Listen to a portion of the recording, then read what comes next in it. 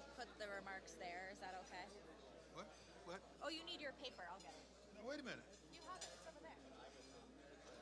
I'll get it. Oh my You God. stay where you are. I will.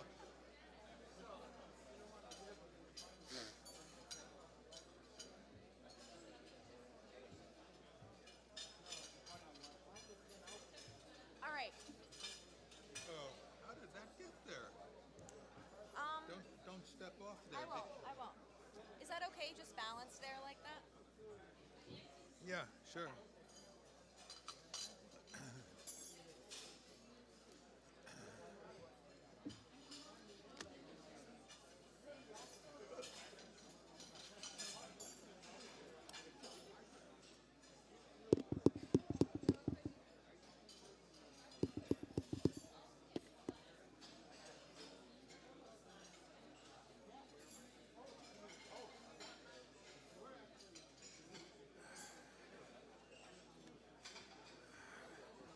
Ladies and gentlemen,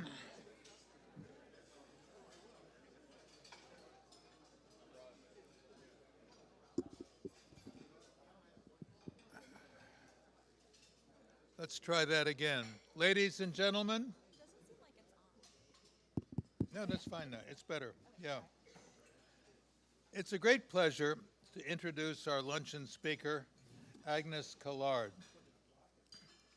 I'm not sure I pronounced it right. Collard? Okay.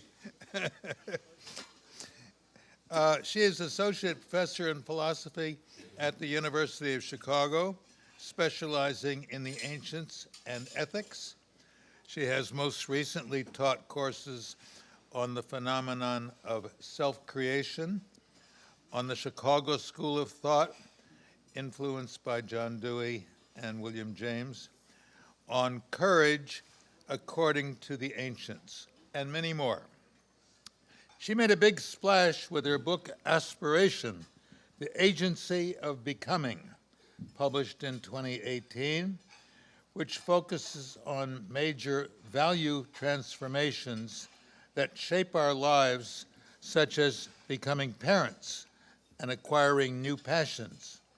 She has several forthcoming papers. One of them is on the transformative activity in the book My Brilliant Friend by the popular author Elena Ferrante. Another on Aristotelian deliberation, and another on anger. I turn the floor over to you, Agnes.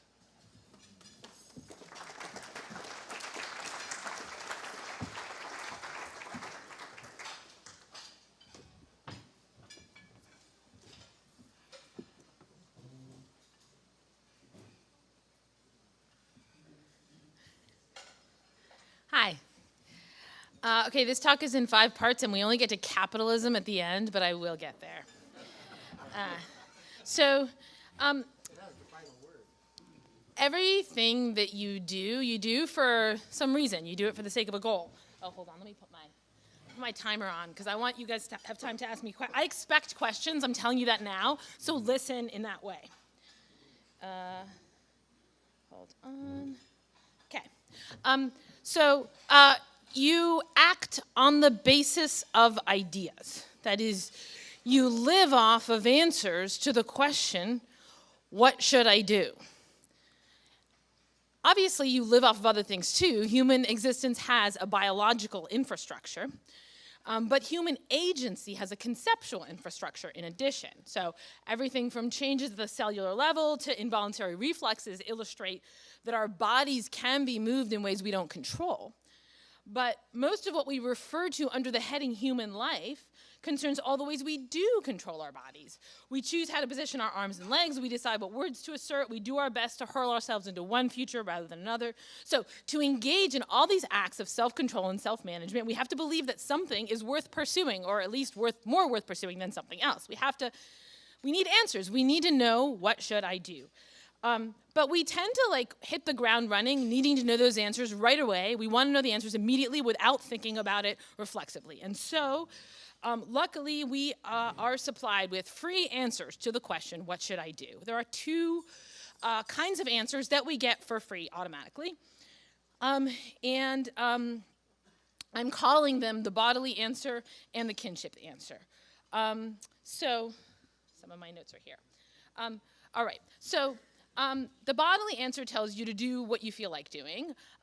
It is what is sometimes referred to as the appetitive desire. So all of us are ready to take guidance from appetites like hunger and thirst and lust and the pleasures and pains associated with their satisfaction and frustration. And we're also moved by lots of other kinds of desires and pleasures that are associated with our physical vulnerability, feeling itchy, feeling cold, feeling wounded. Okay, so that's the bodily answer, right? Do what you feel like doing. The kinship answer tells you do what other people are doing. So like everyone in this room is really similar to everyone else in this room in a lot of ways. Like no one is like just talking over me. No one is doing a funny dance. You're all like controlling and constraining yourself. I mean, it's hard to get a group of humans to just sit there like this for a while, right? We're doing that all day. That's because you have a sense, I have to copy what the people around me are doing. Otherwise, I'll look like a fool, and you're all doing that. So that's the kinship answer. We just unthinkingly follow and imitate the people around us. Hold on one second. Okay. The bodily answer basically says follow your appetites, and the kinship answer is going to answer you in terms of your emotions, how you feel shame or proud or angry about your relations to other people. Now I'm going to say a little bit more about these two answers. Okay, so in the Republic, Socrates describes bodily appetite as a source of answers to unasked questions. He says, wouldn't you say that the soul of someone who has an appetite for a thing nods assent to it as if in answer to a question? So, like if you're hungry, right, your body says, yes, eat. And even if you're like, no, it's not the time, I can't right now, your body's just still, yes, eat. That's what you're supposed to do. It keeps yesing that question. Aristotle gives a similar gloss on the distinction between mere sense perception and desire. He says, to perceive is like bare assertion or thinking, but when the object is pleasant or painful, the soul makes a sort of affirmation or negation and pursues or avoids the object. So perception tells me what is the case. It informs me as to what items populate the world, whereas desire issues a command as to which of those items should serve as my target.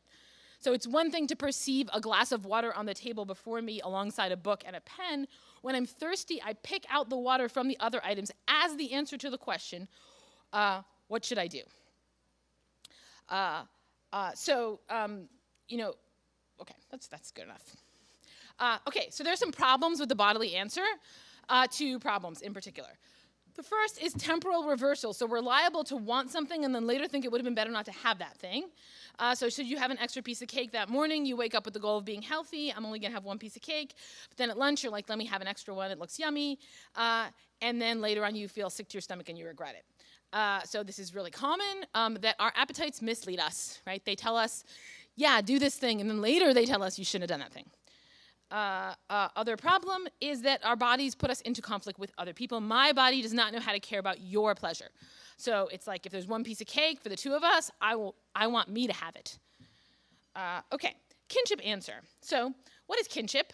Each of us stands in a variety of overlapping bonds of affection, reliance, support, and identification with a group of people that I call mine. So I think I give some examples here. Yeah, my family, my friends, my colleagues, my neighbors, my city, my country, my religious community.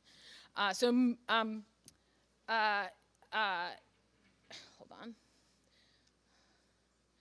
Okay, so I'm using this word kinship to cover a big variety of like these overlapping bonds of affection, reliance, and support. So there isn't a perfect English word that covers this broad and heterogeneous group of connections that we have to other people. So I'm taking some liberties with the word kinship, which usually refers to family relationships grounded in marriage.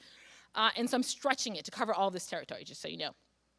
And I mean, my justification is something like, well, the bonds that I have to the various groups that I'm in could be understood as the ways in which all these people are akin to me, right? But it's important to notice that, like, due to due to communicative advances, we can have non-geographic kinship groups, right? So people can identify with, because identity is just a word for a kinship group. They can identify with people who share their sexual orientation, gender, race, politics, disabilities, tastes, right? Okay, that's good enough for that. So what does the kinship answer answer? Here, it answers these sorts of questions. Which people and activities and places matter most to us? Which days do we celebrate? Under what circumstances are we willing to fight and die? Do we believe in God? What kinds of jobs, social gatherings, hobbies, music, home decor, dress, etc. are appropriate for people like us? Who is in charge of our group? And quite generally, how are we supposed to behave in relation to each other? Like, what kind of clothes are we supposed to wear? What kind of facial expression am I supposed to have on my face? How should I gesticulate? All of that is determined by, like, rules that we all have about how we're supposed to behave. Number one rule of pretty much any kinship group is don't hurt other people in your kinship group. Always prefer to hurt people outside your kinship group rather than inside if you have to hurt someone. Okay, problems with the kinship answer. First, we are members of multiple kinship groups, and they don't always all tell us to do the same things. Okay, so that's conflict. And then the second is the problem of revenge. So kinship tends to generate relations of anti-kinship. Okay, so the idea of multiple kinship groups, the fact that you're part of multiple such groups, is just endemic to the phenomenon of kinship. There is no fundamental unit or building block of kinship. And this is what, like, just so much Greek tragedy is about. I'm not going to go through all these tragedies and explain why they instantiate this point, even though I would enjoy doing that. But basically, you know, Greek tragedy, let's just say Oedipus, okay? He's like, the big problem is that he's like both a husband and a father, right? Both a son and a brother. And so the two families, the family of origin and the family that he originates, are like smooshing into one, and that's the horror. But in a way, the problem of the family is just that these two families are separate, right? So your duties to your parents can conflict with your duties to your children because you're part of two families, and those don't always make the same demands on you. So even the smallest unit of kinship, the family, is conflicted. That's what Greek tragedy is about. It's a tragedy of kinship. So this is a big problem that we're part of these different groups, and they make different demands on us. And if you notice that people who have, like, say, the same political views often has similar religious views, similar dress, similar taste in movies, similar, there are all these other correlations. One way to think about that is that it's helpful to, like, bundle together all of your identities. That is, conformism pressures to, like, bundle together all of your identities mitigate this problem of the kinship groups asking different things of you. Other problem with kinship group is revenge. Revenge is how a kinship group adjudicates some conflicting demands. So we decide that our kinship tie no longer counts if the other person rejected it first. So a person can transform themselves from kin to sort of anti-kin. And you're then allowed to hurt them now if they hurt you first. And it is a way of trying to determine which kinship, kinship bonds count. But it often has a kind of Hatfield-McCoy character where each side decided that the other side started it first. All right. So these are our two basic answers that we rely on. This is pretty much it, I think. This is what we get for free.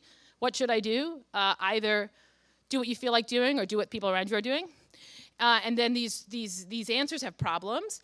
And then these problems have gotten addressed. And I would say, like, the first stage of addressing these problems and trying to make these answers more consistent, less conflicting. I'll summarize the problems first. I forgot about this slide. Okay, the bodily answer wavers over time and is selfish. The kinship answer has multiple conflicting answers adjudicated by revenge. Solution is add reason, universalize in both cases.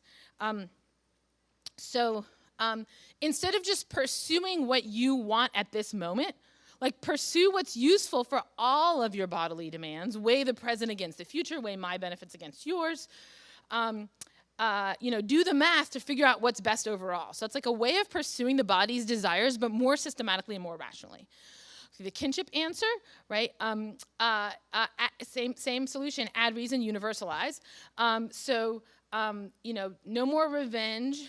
Instead of revenge, we're doing accountability. And we're going to have, like, universal kinship relations to everybody. And so there's just going to be one consistent set of rules we can follow. All right.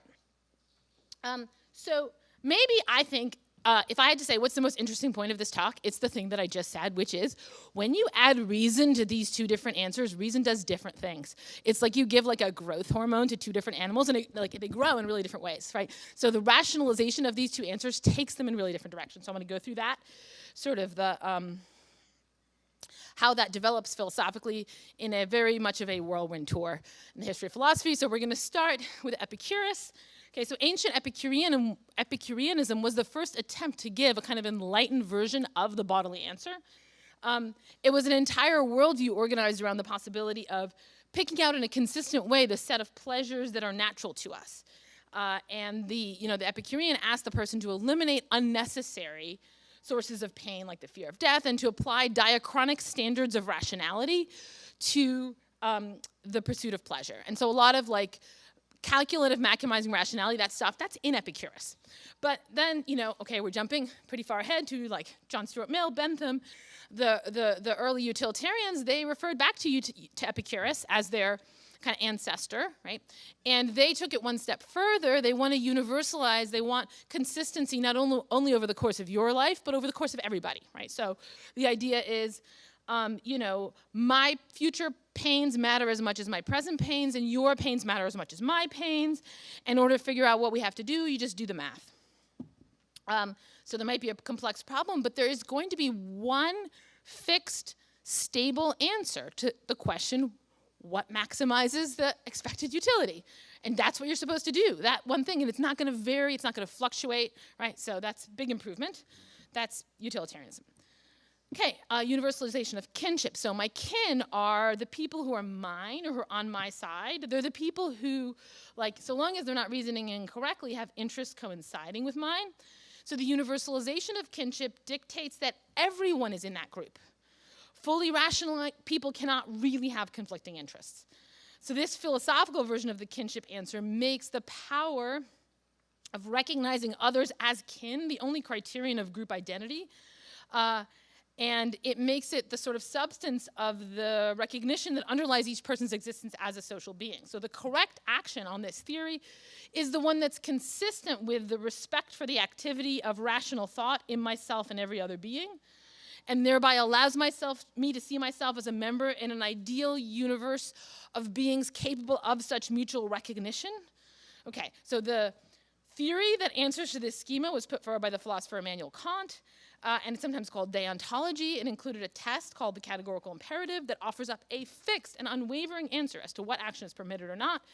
I forgot about Stoicism. I feel so bad. So Kant, just like the utilitarians are developing Epicureanism, Kant is developing Stoicism. Very explicitly, Kant says this, right? So the ancient Stoics were, they believed that our true attachments were not to our families or our associates, but to a world governed by fixed universal laws, and within which there can't be any conflicting interests, and you never have any reason for anger or envy or revenge, right? These bad emotions.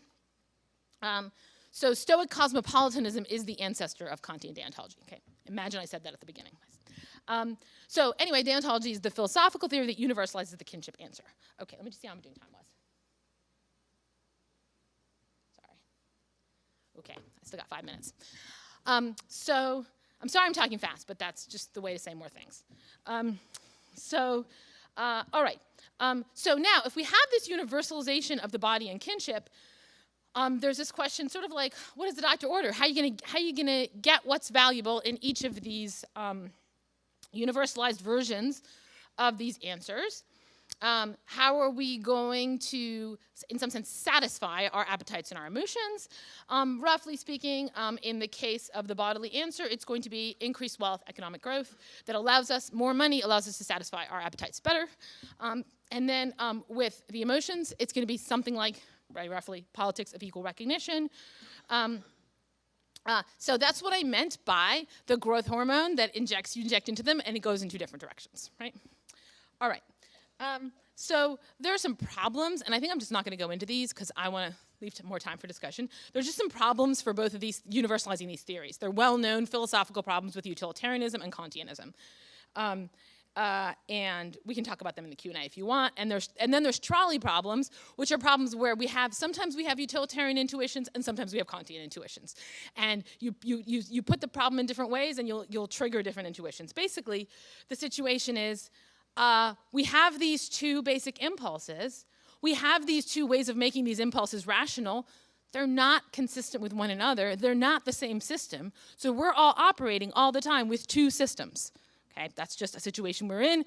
If you want to know, okay, but what's the philosophical theory that puts all of this together into one big theory?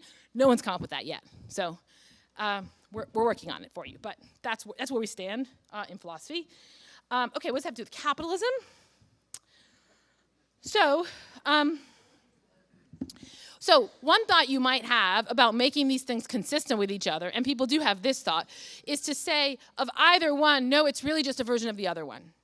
Okay, and so, sometimes I think the phrase I'm using for this is like Homo Economicus and Homo Sociologicus, right? So like you could say, look, don't worry, I can universalize the body in a way that includes kinship. That is, I can subordinate kinship under body, because moral preferences are just another kind of preference, social norms are just another kind of incentive. We can even think of family relations in terms of economics, right? So there's a kind of well-known, totalizing of utilitarianism, right? Utilitarianism encompassing everything.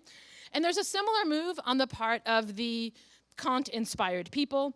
This is not Kant himself, but this is like his contemporary inheritors who say, like, don't worry, I can universalize kinship in a way that includes the body. And I think the most salient thing here is like someone like Tim Scanlon, who says, like, look, if you ever act on a desire, if you're ever satisfying your appetite, really you are endorsing that desire. You're not merely responding to an urge, but your endorsement of that desire has to be consistent with your self-respect, right? So it's almost as like even satisfying your desires is a matter of like recognizing yourself as a member of the kingdom of ends.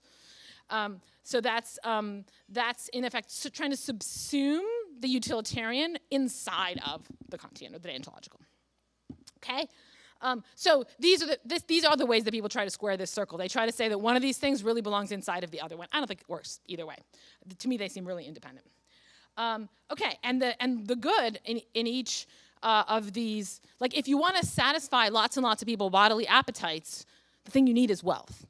And if you want to satisfy people's desire to be seen and recognized as an equal member of a community, what you need is respect. So just really, really different like goods in these two different spheres. Okay, and now I want to explain where capitalism sits in all this as I see it. So, as I see it, capitalism supports and promotes our rational pursuit of the bodily answer better than anything human beings have ever come up with. It's awesome at that. Basically because it makes us richer. And that's what we needed, was to become richer in order to satisfy our bodily appetites. So people, because of capitalism, people are not starving as much, right? So they're able to answer their bodily needs. However, capitalism does not symmetrically benefit the kinship side. That is, it doesn't,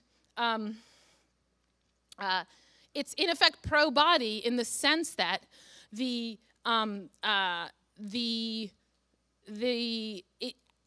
effects on one's kinship relations are either maybe to be made worse or at the very least not to be made better. Let me try to say one sentence about why I think that's true. So no one has said yet what capitalism is.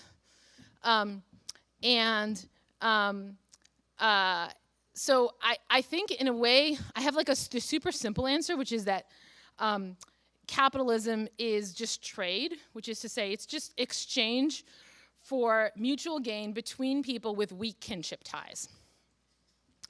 That is, it's exchanges for mutual gain that are not predicated on a close kinship relation. So my exchanges with my children are predicated on a close kinship relation. But if I'm exchanging, for mutual gain with someone who's selling me something, I don't need a kinship tie. But that's not quite right about the person who's selling me something, because the person who's selling me something might be like my local grocer who I know and I'm good friends with, and so I might have like a weak kinship tie, right?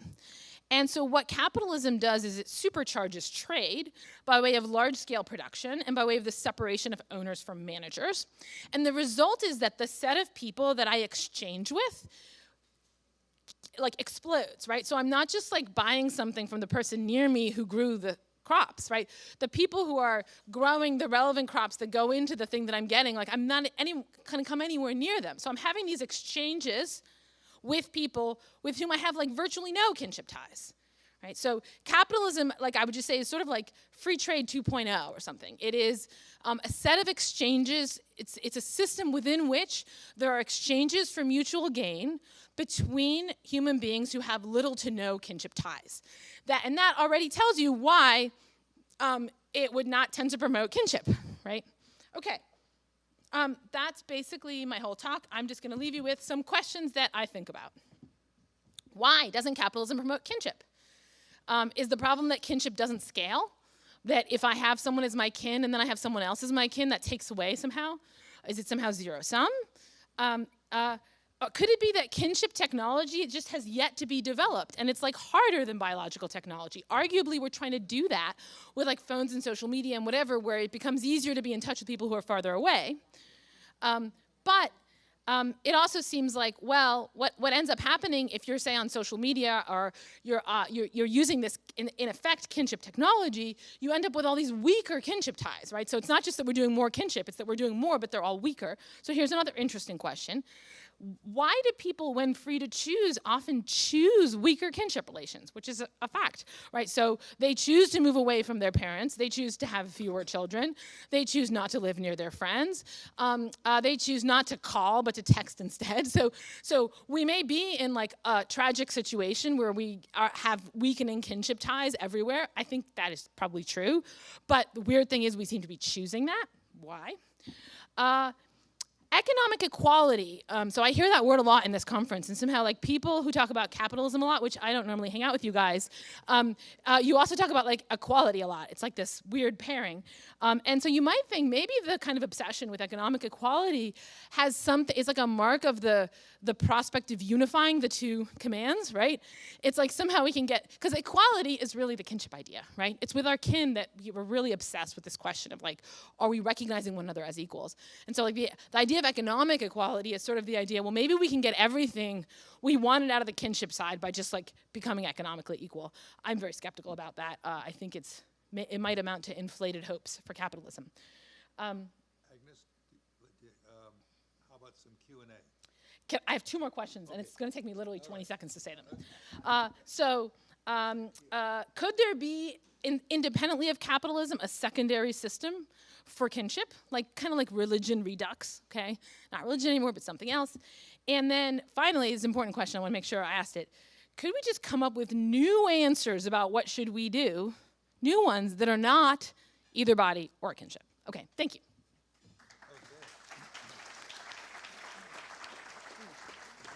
I did go over a little. Questions? Well, thanks, Agnes, for that brilliant talk. How we usually accept some questions from the audience. Richard. Yes. What about the ties between co-workers in enterprise or business? There seem to be very deep, meaningful ties. Maybe kinship ties. Thank you. I said, what about the ties between co-workers in a business? And I don't think you have capitalism without those social relationships that take place within a firm. What does that count for? Absolutely. So I don't want to say that where there's capitalism, there's no kinship. As I said, I think the effects might be null or negative, but there's plenty of, like, anytime people are hanging out around any other people, there are going to be kinship ties between those people. The question to ask about, like, the kinship ties between people and their business associates, in a way, is like, what are they displacing, right? What other kinship ties would be in place if those were not in place? But I certainly want to grant that there are going to be kinship ties, and as I say, even between people at work. And it's not that capitalism has somehow destroyed kinship. They're coexisting. It's just not obvious that it's promoting it overall. Another question?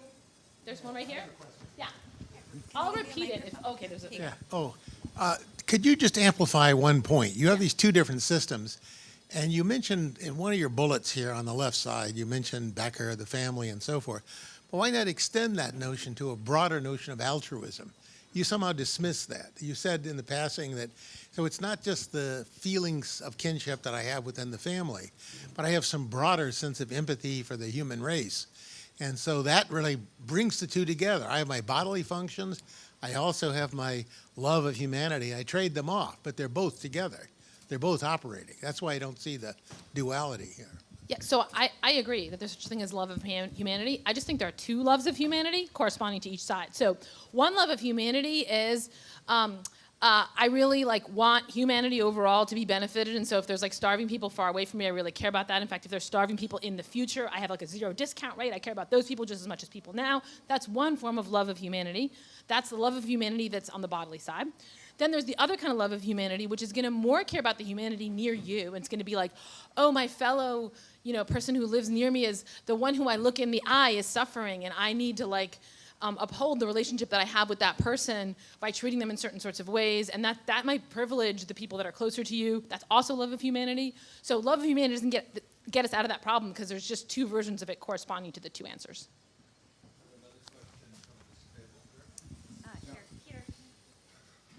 Thank you.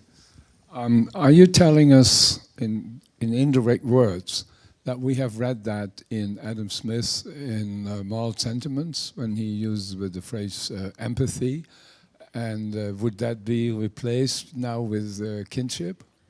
Yes, I think empathy falls on the kinship side. That's correct. Joe? Yeah.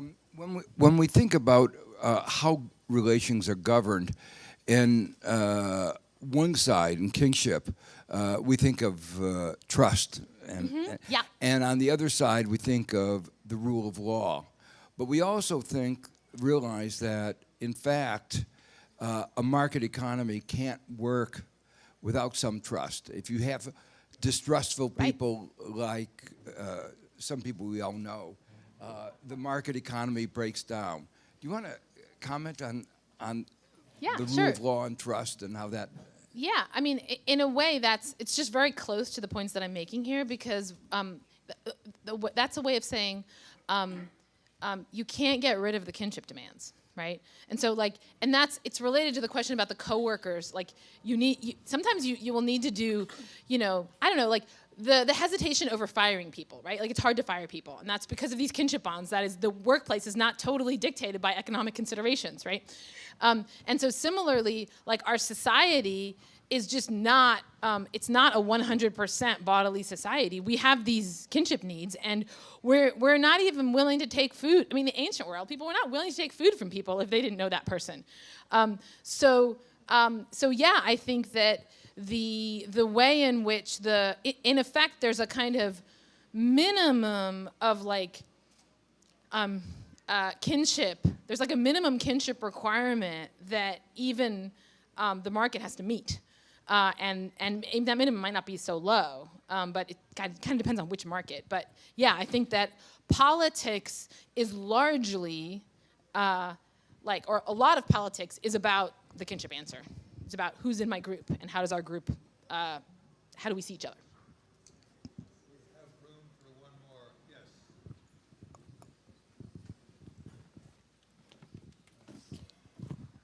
Thank you. So that was an interesting way of carving things up, and I'm trying to fit Rawls in here. Yes, he did. He was And you had him over on the kinship side. Yes. But actually, it seems to me that the later Rawls, when he wanted to break away from his Kantian foundations and do political liberalism, that actually, it seems to me that he's on both sides. So wealth, which was on the bodily side, is one of his primary goods, and respect is another primary good. But where I'm going is, I'm not sure this helps us with capitalism, because I don't think Rawls wanted to talk about isms. So I think in a way he was trying to set up what you're doing along these lines. So capitalism won't develop kinship ties exactly, but the respect thing can make us appreciate others, and it's a matter of the reflective equilibrium and balancing these two things. And so in that way, I think Rawls fits into what you're doing, but I just wonder if you would comment on what you thought about him in that regard. Yeah, I was really thinking of theory of justice and the simple roles that most people are likely to like grasp, and that's why I'm using them as an example. And so my thought there is that is the difference principle. That's what I was thinking about as just my example there. I think that anytime you try to subordinate those two things, it's like what the Persians used to say about Medizing, right? Where like the Persians conquered the Medes, but then the Medes got, in a way, the Persians became Medes, right? So you try to like assimilate a view to yours, and then you also become that view. So like, did Rawls eventually kind of get pulled over to their side? I don't know, but I still think, yeah, Rawls was trying to put these two things together to fit kinship. Sorry, to fit sort of the benefits from the like economic advancement that you get from inequality, to sort of shoehorn that under equality by saying it has to benefit the worst off. And that just, to me, it's a good example of how you try to fit these things together.